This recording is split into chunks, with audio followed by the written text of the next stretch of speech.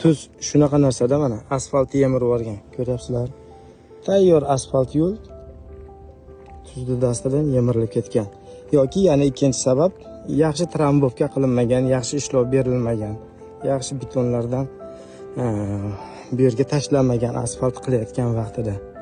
Demak, qilinish kerak bo'lgan ozmuncha narsalar kimgadir jig'ildonaga kirib ketgan. Ha, bu yerda ham bor ekan. Oxir mashinani o'chirdingiz, uzoqroqqa ketamizmi deyman? Yo'q, uzoqroq ketamiz, uzoqdan foyda qo'raman. Tanishinglar, lavali devor. Ya'ni vulqon otilgandan keyin bilasizlar, lava otilib chiqadi va u ma'lum bir vaqt o'tgandan keyin qotadi toshga aylanib va qachonlardir bu yerda vulqon otilgan. Vulqon otilgandan so'ng bu yer kattagina dara bo'lgan, o'z vaqtida dara, ya'ni jarlik bo'lgan.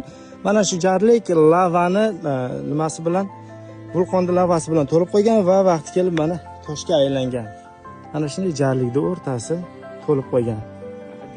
Xuddi buyuk Xitoy devoriga o'xshab ajratib turibdi mana ikkala tomonni. Mana shu ko'rib turgan toshlar ham hammasi vulqonda lavalarni qotganlari. Tog' echkisiga o'xshab chiqib keting endi, o tepagacha.